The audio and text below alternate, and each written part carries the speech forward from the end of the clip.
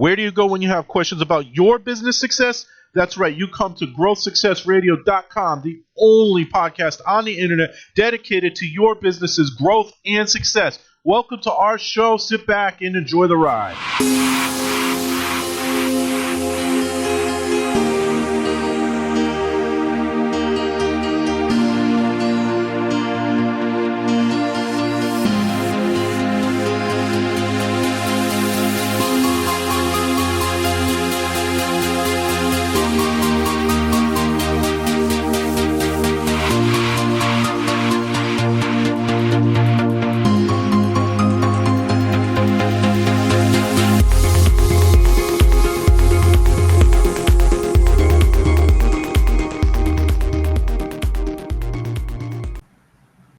Okay, good morning. This is Growth Success Radio, growthsuccessradio.com.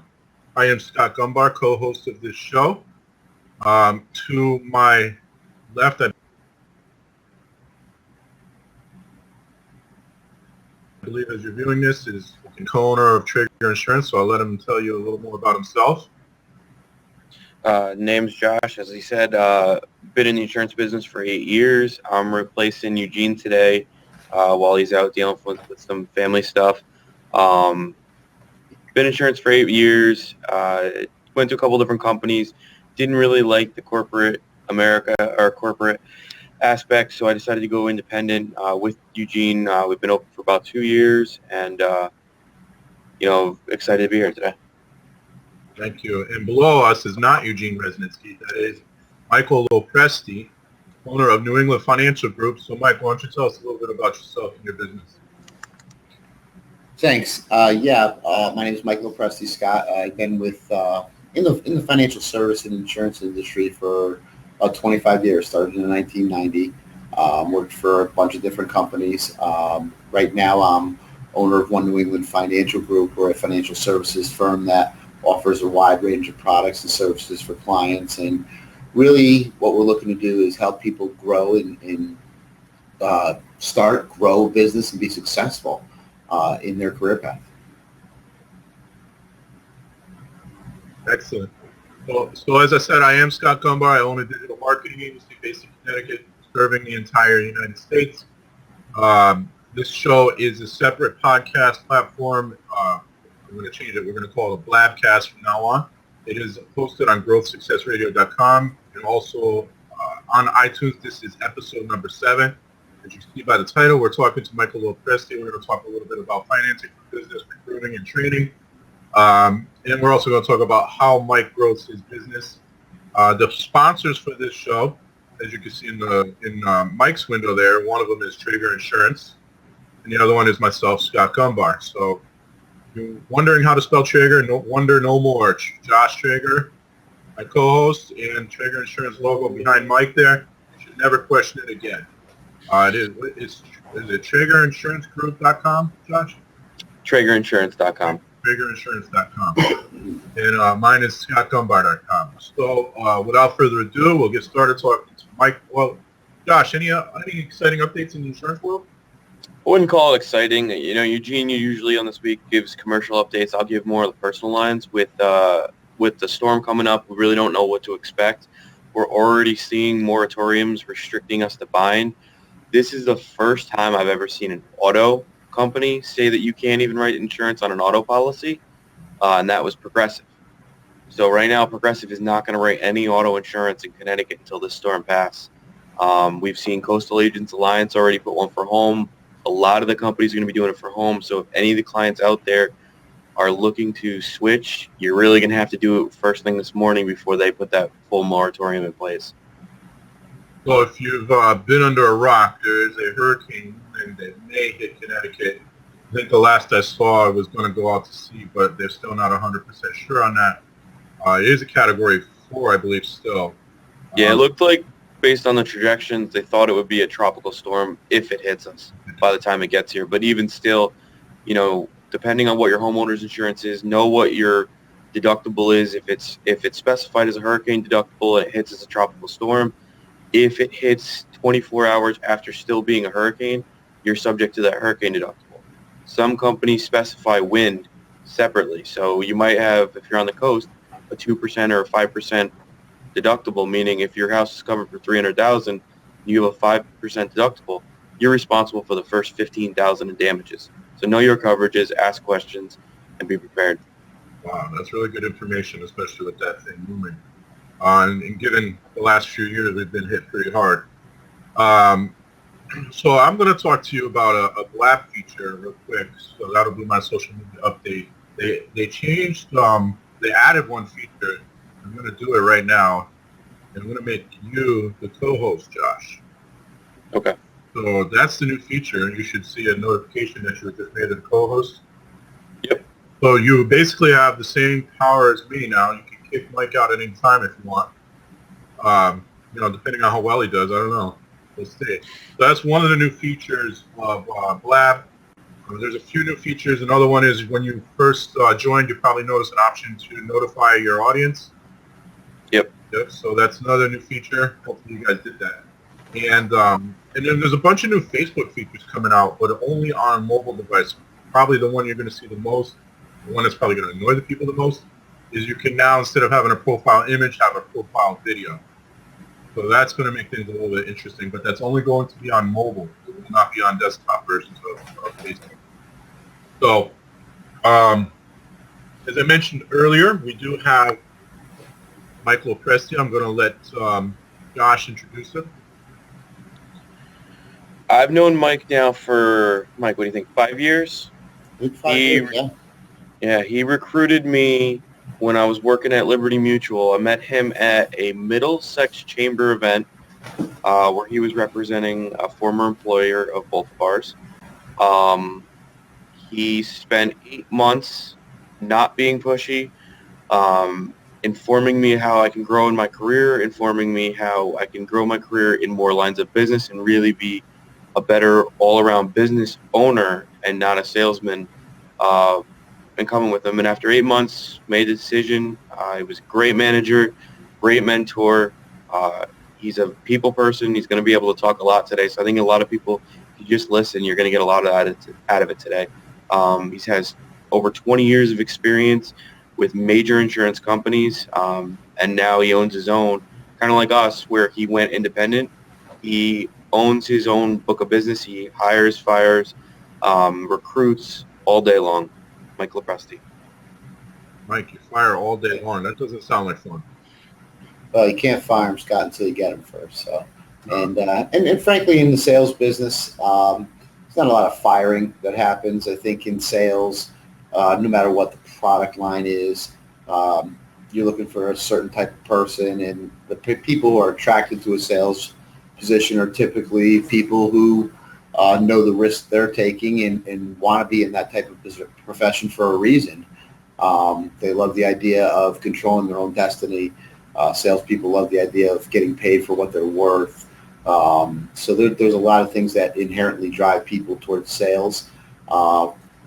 Fortunately or unfortunately, not everyone makes it to the levels they want to make it to. But typically, salespeople are some of the highest paid people in any professions. I think that's true of any industry, though, that not everybody's going to make it to that top tier. In fact, most people won't. I just heard yesterday somebody saying that small businesses in general, most solopreneurs do not make more than $25,000 a year. Very few actually get to the six-figure level. So I thought that was interesting. So far, I'm one of those. I'm above that 25. I don't think I've made it to six figures yet, but I'm above that 25,000. So I guess I'm doing all right. So Mike, what is your best funnel for clients? Well, for two things. My position is really to find advisors to build our clientele. So I have two types of clients I'm looking for. First of all, people who want to be in this business and want to sell and help people to make good financial decisions for themselves and for their families, and make sure their families at a minimum are put on the path to know where they should be. You just mentioned not everybody always makes it to the top, and it's also true with financials. No matter what it is, stuff happens. I always tell people life happens, and you would think in the richest country in the world with the most opportunity in the world that when people get to retirement age, they'd be where they need to be and they'd have the money they need to have. And you look around and no, Most retired people are living off of Social Security. And why is that? It's not because they said, hey, I'm just going to not make it when I get older, or hey, I'm not going to, try to plan for my future. It's just that things happen, whether it's illness, sickness, sending kids to college. Everyone has different priorities on where they want to get to. So this business is great in the financial services business because we can help people in a lot of ways, and you don't have to be a super rich person to get good financial advice. So on one hand, what I'm looking for when I look for a funnel of people, Scott, I'm looking for good, smart business owners. They don't necessarily have to be in this business to take a look at our industry. As you said, small business owners make up America. And you'll hear that when you watch all the TV shows of what's happening to the small business person in America. Well, this is an opportunity to own your own business, and you don't have to come up with a lot of money. You don't have to go to a bank and get financing. You don't have to go get a place and a place to sit and shingle, put under a roof over your head. Our business allows people to get into their own business with very minimal entry fees. Obviously, you have to get licensed. Obviously, you have to do your due diligence so you know what you're doing. But you can come into this business and have a fighting chance at being successful and profitable really quickly. So there's a lot of great things about our business, because there's a lot of small businesses that don't make it. 2 out of 10 make it the first year. 2 out of those 10 make it the second year. And that's a very small number for small business owners. Josh? And Scott, I would add, even just visiting your BNI the other day, Mike says people in this industry come from all different types of backgrounds. The life insurance representative that gave his 10-minute presentation, he came from a physics bachelor's degree and an engineering master's, and now he's doing this as a career. So it really lends itself to all types of people, which is good, and you get different types of advice. And when you get a bunch of people with different backgrounds on a team together, you're going to have a lot of different ideas that like-minded people sitting in a room together might not come up with. I agree. I called him Sheldon because, again, my Big Bang Theory, I don't know, Big Bang Theory Friday, I guess. But he had the engineering and physics background, was thinking Sheldon the whole time. He's not quite as quirky as Sheldon. No. But Josh, you want to take the next one? Yeah. Mike, you kind of touched on it, but, in this day and age with the way the market's been going, and if you were still more person-to-person selling, not recruiting, what would be the ideal client in this marketplace right now? Well, I'll tell you, one of the things this has afforded me of getting into my own business is really to be a player coach and be out there and seeing the clients a lot more than I was in the past instead of just recruiting. So I've actually been out there and doing a lot of field work with some of my advisors over the last year. It's interesting. Who's the ideal client? You'd love to say you want to help everybody. In our business, unfortunately, they need to have something for us to help them. We can always give advice. We can always help all kinds of people, whether they're at the high end of the spectrum, income spectrum, or low end. But frankly, we're looking for middle America, people who are working, husband and wife working, a few kids. They have all the needs that anybody else has, whether they want to protect for their retirement income, whether they want to either buy a home or pay off their home, whether they want to manage their credit card debt, whether they want to have a plan to send their kids to college.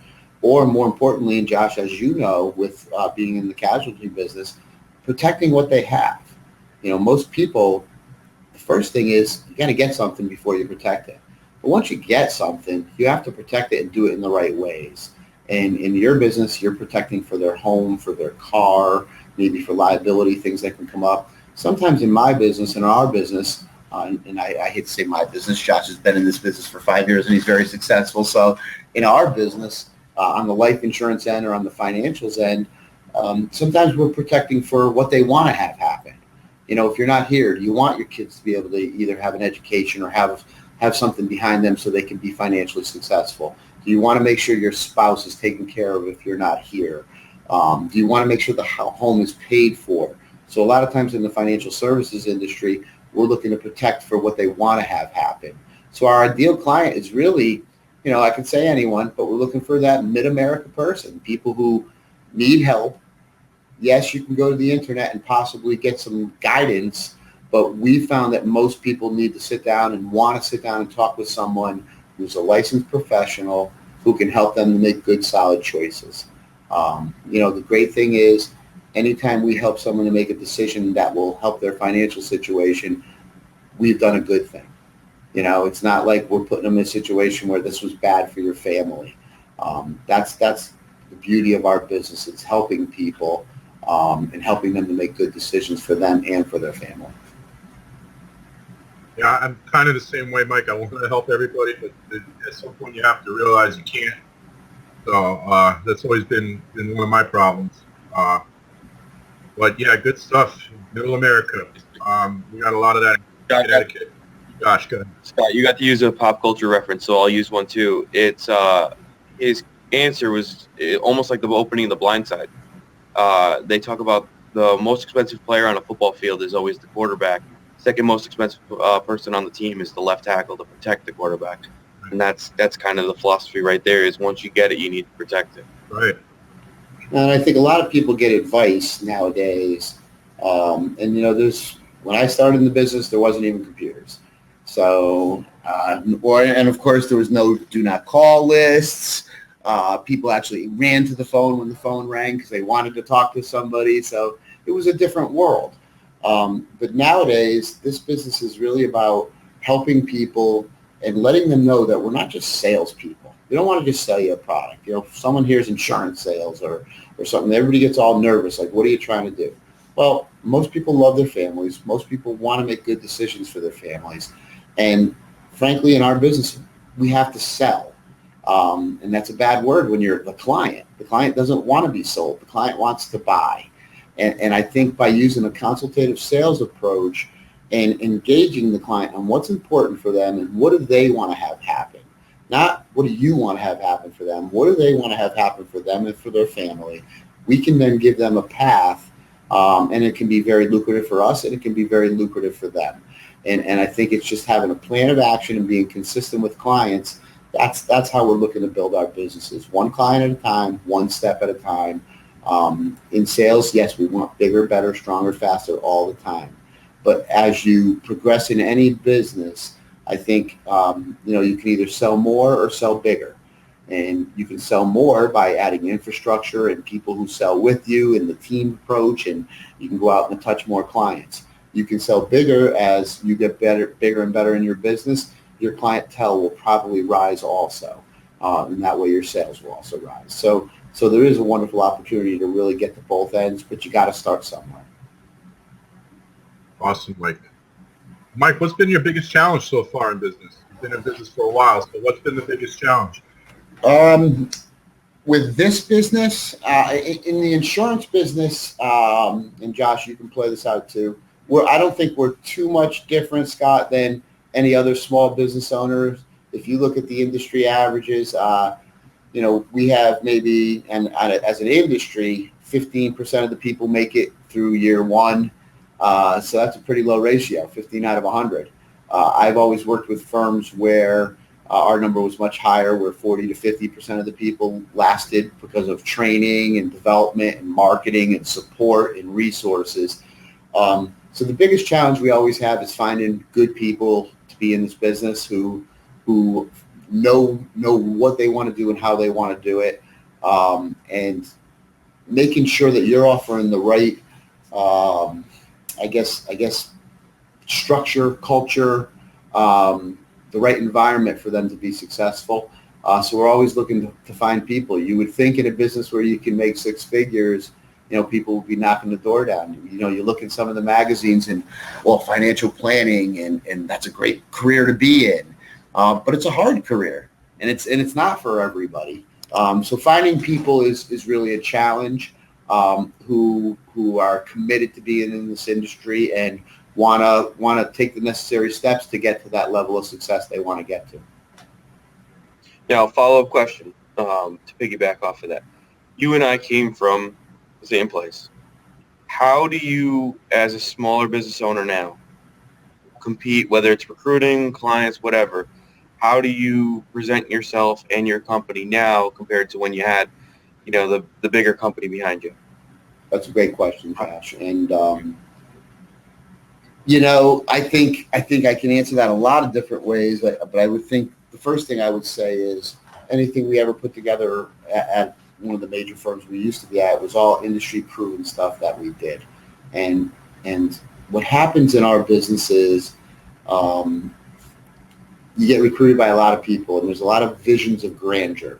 And we're going to help you do this, and we're going to help you do that. And a lot of people need that crutch to get in the business to at least have that chance to be successful, or at least in their mind feel like they're going to be successful. At the end of the day, this business is about you, your networking, and your ability to go out and find and attract people who want to talk to you. And there's no getting around it. There's no lead programs out there that will guarantee success. If that was the case, we wouldn't need sales reps. We'd just be able to go make the sales. And this business is about you, and about you building a marketing plan for yourself to get out and go see people and finding a niche market where you could be successful. So what I'm really doing, Josh, is getting people to really see the light. What's the truth behind the business? Are you committed to making the business work? Are you committed to really taking a good hard look at what needs to be done to be successful? And no over-promising, and always over-delivering. That's kind of what I'm looking to do with people, and let them understand that if you're going to be in a business, virtually your business, that it's going to be something you own, you have to do certain things to be successful, and I can be a support system that will help you to be successful. If I care more than you care, that's not really what I'm looking for nowadays. You have to care just as much. I think in some of the bigger firms, I think they care more than you care. They just need another body to come in and try to sell something and see what they can get out of you. I want the person to come in here and view this thing as a small business. You're building a business for you and your family. What are the steps needed to become successful and get to the income level that you feel is going to get you to the promised land, again, for your specific situation and family? So that's kind of the approach I'm taking. I've been in several different places, and to watch the recruiting I can think of 3 places where recruiting numbers almost mattered more than the recruit themselves. And that's interesting that you mentioned, though, that your biggest challenge is finding good people, because our guest last week, who owns a moving company, I'm not sure if you know him, but also a client of Traeger Insurance, did the same thing. It's finding good people. That's his biggest challenge. And finding and keeping, I should say. Well, keeping and so far, I mean, again, we're building. Everybody who's with me, we're all kind of in the same boat. We're trying to build a business. We're trying to drive revenue or add revenue to what we're doing, and haven't lost anybody yet, which is a good sign. And got a few more people coming on board, so I'll be up to 10 full-time with my company, not as brokers, but as people who utilize my company to sell with. So I think it's just sticking true to what you say you're going to provide, and of course I can always be better and strive to be better, and just knowing who you're talking to and having a relationship with them. So for the good or the bad, we're able to work our way through it and get back to, again, what's most important is helping you drive revenue for your family, for whatever reason that is. That doesn't matter. The reason is everybody's trying to drive more revenue. We're all in business. We're all trying to make it and not be one of those statistics. So how do we work together to do that? Yeah, tough. Luckily, I don't have that challenge yet. But I started contracting some of my work, so we're getting there. Josh, you have another question for him? Or? Yeah.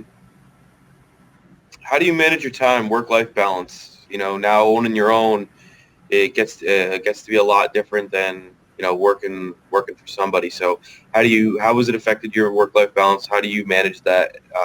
Because you do have a big family. So I do. I have 5 children. They never seem to go away, which is good and bad, I guess. Working for a bigger firm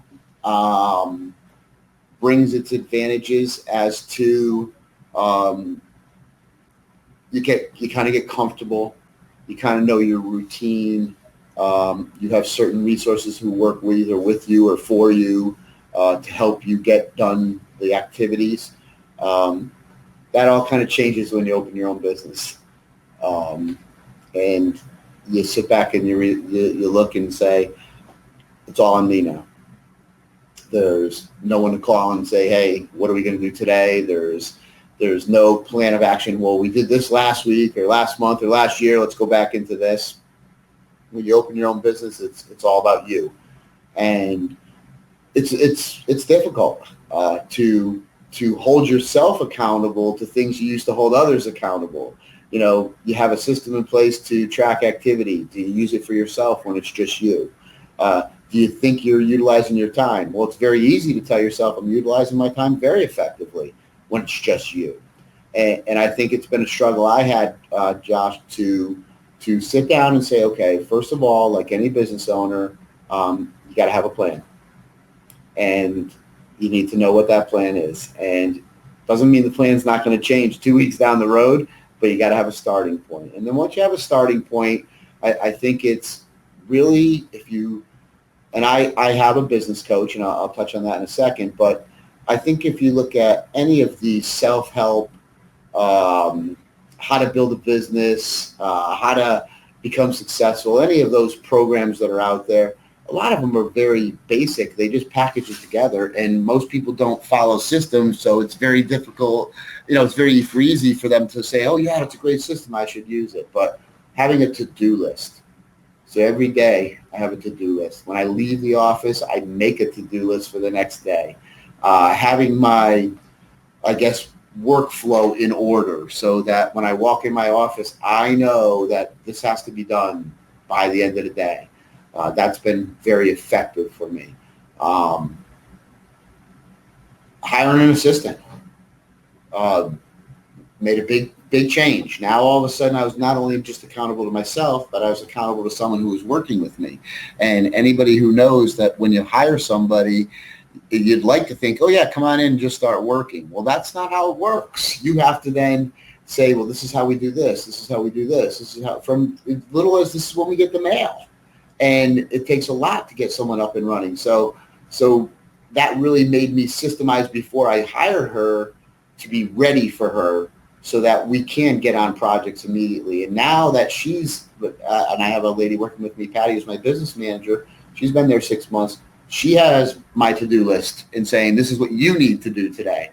And it obviously corresponds a lot with mine, but she has other things on there that I have to get to. So it's really been different doing it yourself. You have to watch the revenues and the expenses. What do you really? One of the hardest things when we started up was learning to delegate. Even when we had staff, it's, you want to do everything because you could do everything so well. So you want to do everything. And then you realize that your time just gets so spread out thin that you can't be as good as you should be in the things that you're good at because you're doing too much. So once you realize it's okay to delegate some tasks, I think you really make that next step up. Absolutely, Josh. And I would also, and Scott, maybe you know this with your business, and you don't have to be perfect. I'm a guy who likes to have things really like solidly done. And hey, no, I really do have a business. I have this, I have this, I have this. You know what? Things don't have to be perfect. They need to be manageable and workable, but you don't have to have perfection. There's no perfection out there. You just have to have stuff that you can utilize and use. So you're right. Learning how to delegate, not looking for perfection, but looking for progress. That's also been very important. And like I said, when you talk about, what has to be done, if I said to you guys I started a year and a couple months ago. Well, up until December, I didn't even have any advisors. Now, all of a sudden, I'll have 10 advisors. So the exciting part is, well, I should double my production for next year. And if I have another good hiring year, I should double my production again in 2017. And that's the exciting part. The hard part is, like we talked about before, finding those employees, keeping those employees, making sure they're successful, making sure they're making the income they want to make. So that it brings on a whole nother problem, but it's really having systems in place. I'm a system guy, and that's helped me, Josh, to make sure I'm focusing on what I have to at the present time. And I guess the biggest point is all good plans are great until the game starts. And, once the game starts, and I guess who was the quarterback the other day who threw 2 or 3 interceptions right at the beginning of the game, Kaepernick. Once that starts, the whole game plan's out the window.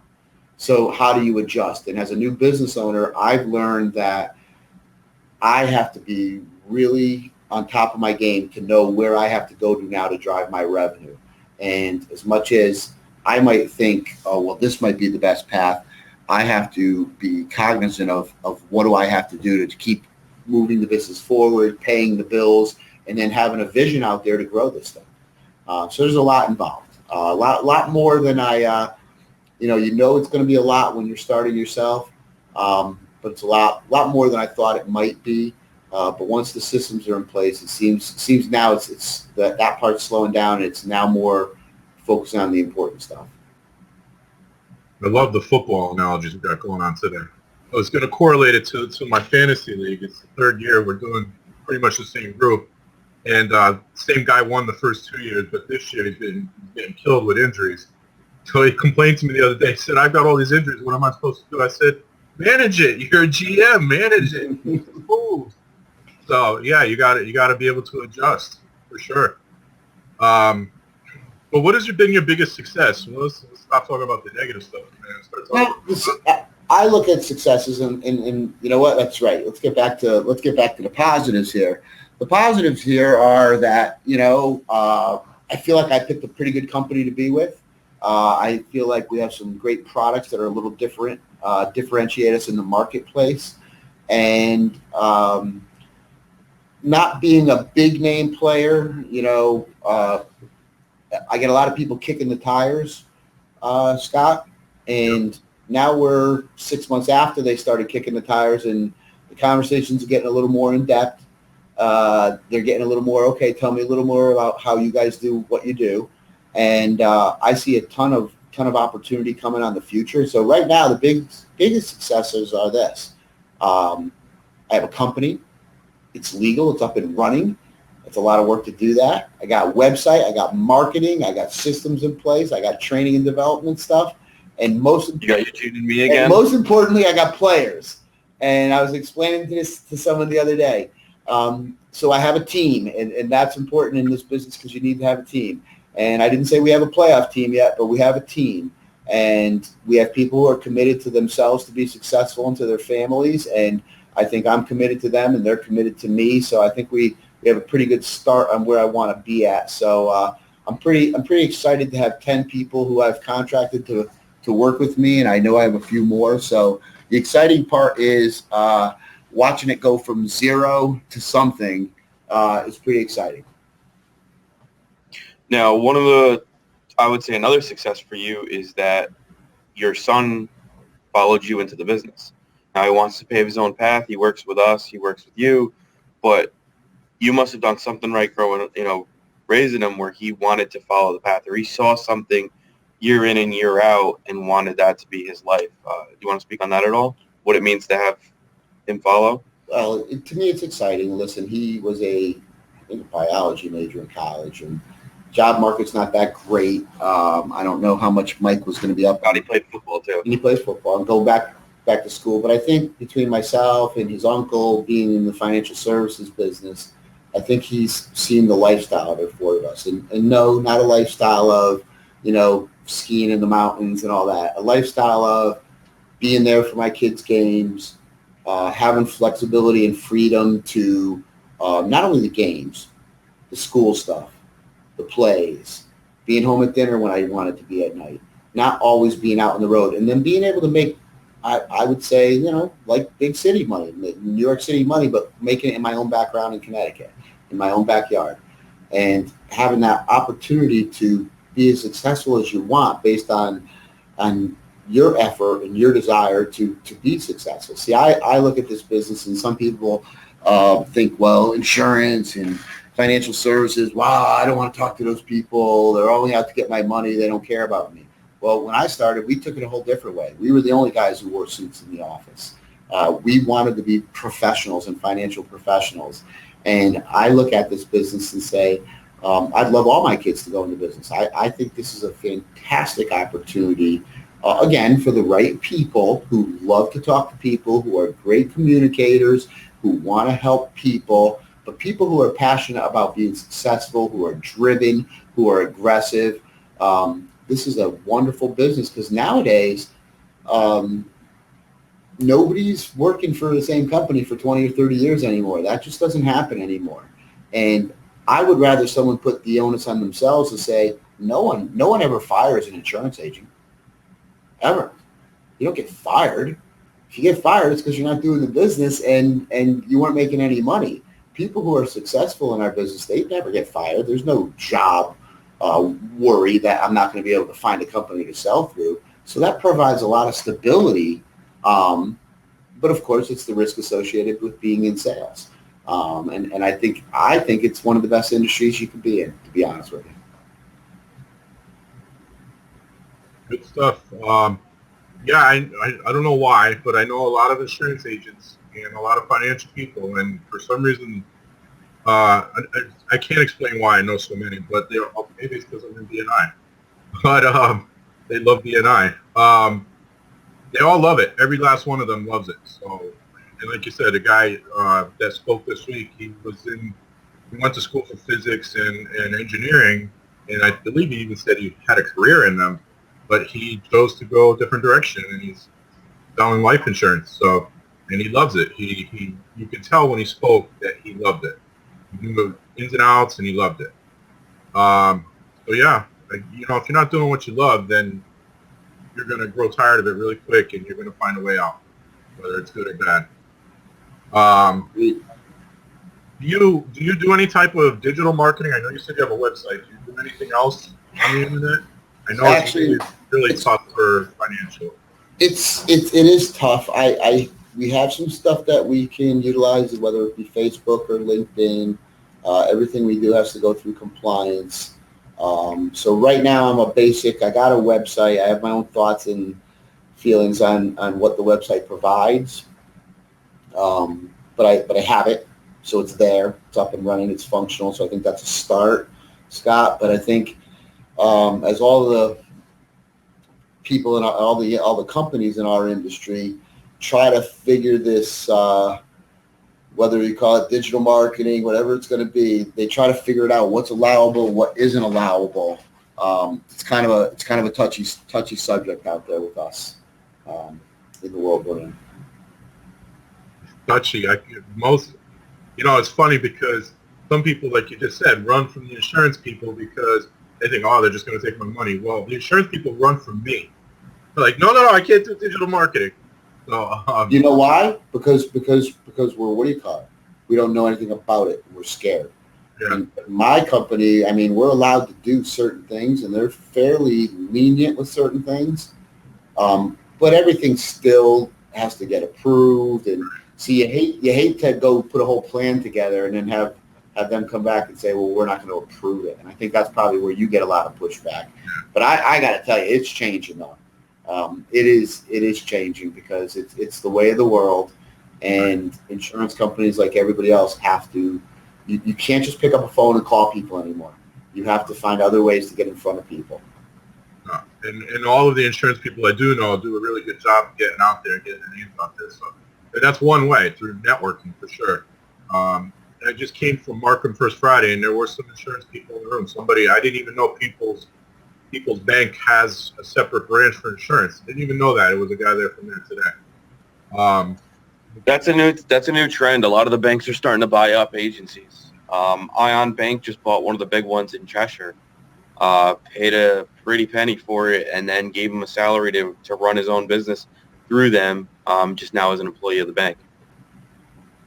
Sounds like a pretty good deal to me. Yeah. So what marketing channels do you find that do work best for your company? Word of mouth. Word of mouth. Okay. Talking to people. I found that, and it's funny because the company One America I'm with who's my parent company, let's say, not really known in Connecticut. And once you start recruiting or sending some emails out, and all of a sudden your brand name's out there and they're starting to hear about One America, and you start talking to a couple people, all of a sudden the name is out there. So it seems to me like it's been working. Now, like I said, more calls are coming into the office. So I'm not 100% sure, Scott, what the next route for me to do is. Whether it be because I don't have a clientele, like a lot of clientele. We don't have a book of business. Let's say we can send out, 5,000 letters to people we have. So right now it's finding advisors and getting the message out. We have a fantastic asset-based long-term care product, which I think will take hold in Connecticut very soon. As more advisors learn about it, they don't have to per se attach themselves to me to sell it, but they can sell it through me. And I think that's going to make a big impact on people getting some brand awareness. But I'm also trying to do some of the little stuff, some of the chamber stuff, maybe some of the small hometown weekly newspapers, the ones that come out once a week. Trying to do something in there, just to have a presence, church bulletin, little things that since I don't have a big budget, I think will get my name out there. And I think one of the things we're going to be doing at the end of the year is, and I'll be partnering with Traeger Insurance on this, is we'll do something for Toys for Tots. And obviously we'll try to get some publicity out of it, but we've been giving toys to the kids in Hartford for many years, and we're going to keep getting some community involvement. I think that'll be important to get our word out there too. That's one of my favorite charities, Toys for Tots. Love that. Let's see. So we pretty much touched on everything we've got here. So what challenges, what made you decide to get into what you're doing? Financial services? You want to go all the way back to 1990? It was a bad couple of years coming out of college. I was working for Chrysler Credit, making about, $16 an hour. So I was making about $16,000 a year. And MetLife was hiring for sales reps, and I wasn't really 100% sure what I was getting into, but I said I should at least be able to make $25,000. So I jumped in with selling life insurance, and found out very quickly the good and the bad about it. But I saw the opportunity to really control my own destiny, make a lot of money, and I liked doing what I was doing, and doubled my income, and it was all, once you get in here, you can't get out. So that's why, you stay here. But it really is about helping clients, and this business is about what you feel it is about. And if you feel you're a salesperson and you'll make the sale at all costs, then that's what you are. If you feel you're there to help clients and you're an advocate for your clients and you're building a business one client at a time, and not just to have a client, but to have a client forever, this is the greatest business to be in, because you can do all those things and help them along the way. Now, Mike, most insurance companies, forget the financial services part, the insurance companies, so AUL, whoever, have pre-approved social media posts and informational things. Does One America have anything like that on their system? Absolutely. I just have started. Everything's available. We use Hearsay Social, which is it's a conglomerate. It conglomerates whether it's your Facebook, LinkedIn, Twitter, and puts it all in one place. And that's a way a company can keep track of how someone is using social media. Josh, I just haven't gotten going on it enough. I've kind of cleaned up my LinkedIn to get that to be able to use as a strategy. But now the next part is starting to do some of the postings and starting to market my brand.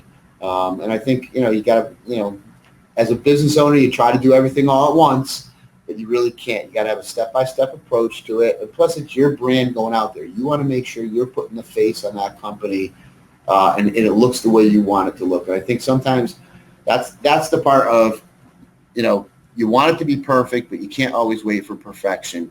And that's if you saw my to-do list on big picture items for the next 90 days, social networking and marketing is right on top of the list.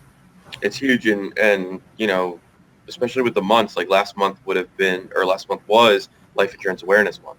Yep. So it's big opportunity to have there. Absolutely, I agree. Good point. And then, again, I know it's highly regulated, but there are things you can definitely talk about. Like Josh mentioned, the potential for the tropical storm / hurricane and the importance of reviewing your car insurance and your home insurance and your flood insurance and all that good stuff. They're talking about South Carolina, North Carolina potentially getting a foot of rain this weekend. No reason that an insurance company couldn't put that out on the internet and say, hey, check your policy before they put a freeze on it. So that's good information, really. And that's all. That's really all social media is about, is getting information out there for other people, so that other people can learn about it. I didn't know that. I didn't know they were going to put a freeze on those insurance policies over the weekend. It makes sense. Of course, the insurance company doesn't want to take a chance of losing money. Like I don't know if you heard, Josh, but they're saying that the Carolinas can see up to a foot of rain this weekend. So there's going to be flooding. There's no way around it. So they're going to put a freeze on that stuff. What qualities do you look for in employees? We talk a lot about recruiting, but what qualities do you look for when you do recruit? I don't think it would be any different than anybody else, where you're looking for history of success. You're looking for someone who has a great ability to communicate in our business. We're looking for people who know people, who are engaged, who are not sitting at home watching the news. They're out. They're part of groups. They do activities. They're outgoing. I'm looking for people who want to win, who want to be successful, who want to get to that six-figure income, who want to control their own destiny. And I think, Scott, in my world, not that you can sit back and say, well, I trust this person or that person. You got to trust them and you got to like them. So would I have them over for dinner at my house with my kids and my family, and would be a comfortable conversation? That's my test to, do I really like them? Do I want this person around? Do I want to invest the time in someone as much as I want them to invest the time in me?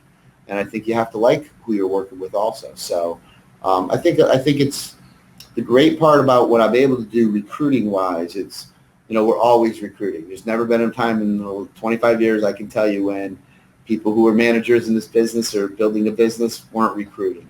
But the beauty is it's really, and I tell people this right away, you're recruiting me as much as I'm recruiting you. You should be asking me the questions to make sure this is the type of business you want to be in. And I'm going to be obviously doing my due diligence to make sure you're the right person. But this is a very different recruiting process because it's a two-way street here. I'm not just recruiting, hey, I like you, I want you to come here, you say yes. No, you have to like it too. You have to understand what you're getting into. So I think it's a fantastic recruiting process because it allows the candidate to decide over a bunch of interviews and some training and maybe some licensing, is this what I see myself doing? So it might mean it's a little harder to get people on board, but hopefully you're getting the better and the right people when you do it. Give the kids the wiffle ball bats and see if they come out alive.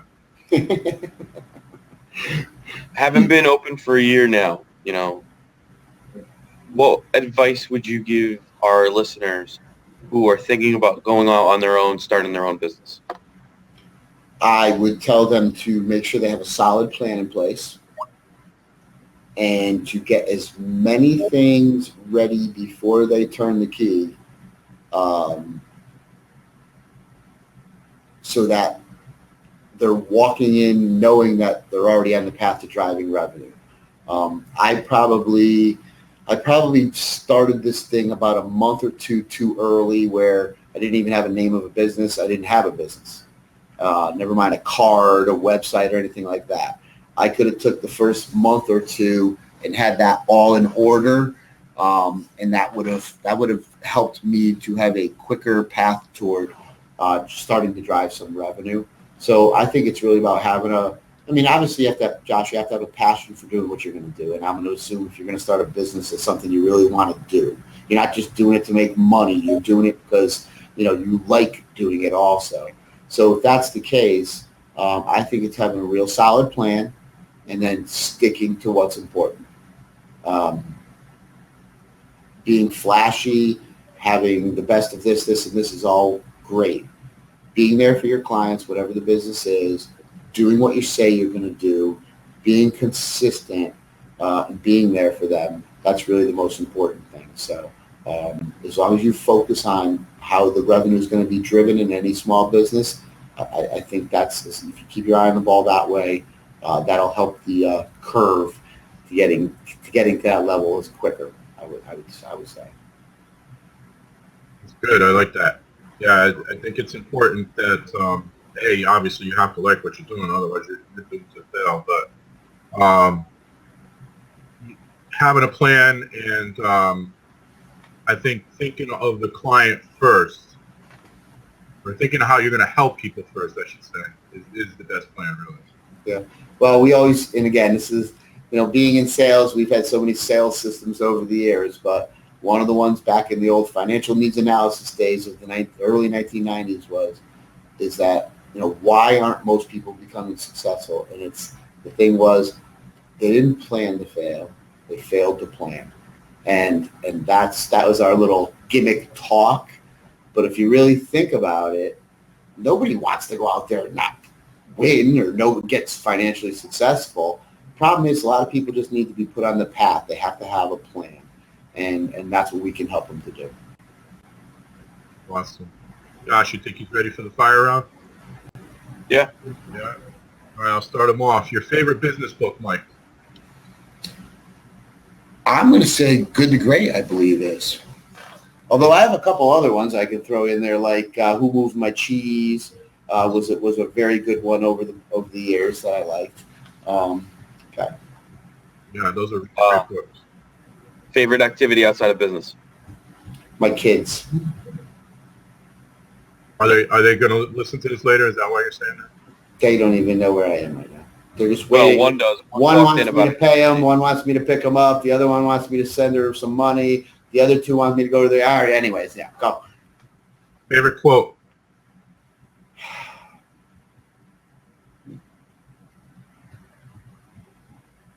Favorite quote? God, I wish there's probably so many that I wish I could tell you off the top of my head. I'm going to stick with right now, I had a dream. It's not a quote, but it's part of a speech. Yeah, an important speech at that. One piece of advice you wish you knew before you started the business?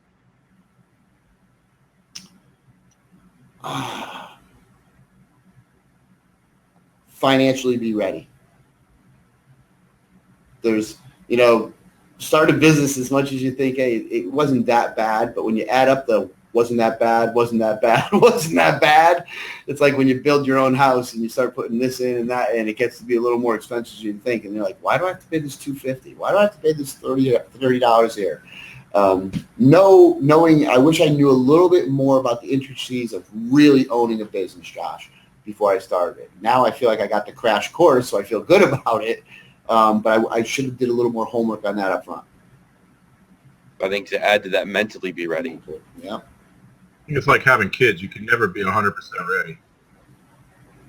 No matter how much you've done it 5 times now, and I bet that the 5th one is still throwing things at you never thought you'd see. And the 5th one, I look at it, still has the opportunity to do more than the rest of them. So. There you go. So, Mike, how can people find you? What's your website address? What's your phone number? Email? They can find me at www.onefg.com. For one is ONE, and then New England Financial Group, NEFG.com. Okay. And my phone number is 860-436-9828. And email is mlopresti at onefg.com. Awesome. Thanks, Mike. So that was Michael LoPresti of New England Financial Group, hearing how he got started, why he's doing what he does, and how to be successful, and things to watch out for. Again, I am Scott Gombar, co-host. I'm a digital marketer. ScottGombar.com is my website. And Josh, tell them who you are again. Josh Traeger, principal owner of Traeger Insurance Group. You can reach us at TraegerInsurance.com. This has been GrowthSuccessRadio.com, episode 7. This will be up on iTunes. Should be by the end of the day. Also on GrowthSuccessRadio.com. Mike, I'll forward you the video and the audio so you can use it as you want to use it. To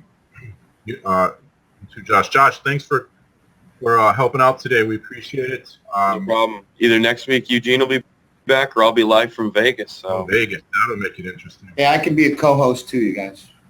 Awesome. Awesome. Right. We'll definitely plan that in the future. I have another show on Thursday mornings. So maybe I'll get you back on that one. All right, so that concludes this episode 7 of GrowthSuccessRadio.com. Until next week, everybody, have a great week. Hope to talk to everybody soon. See you on another blab somewhere.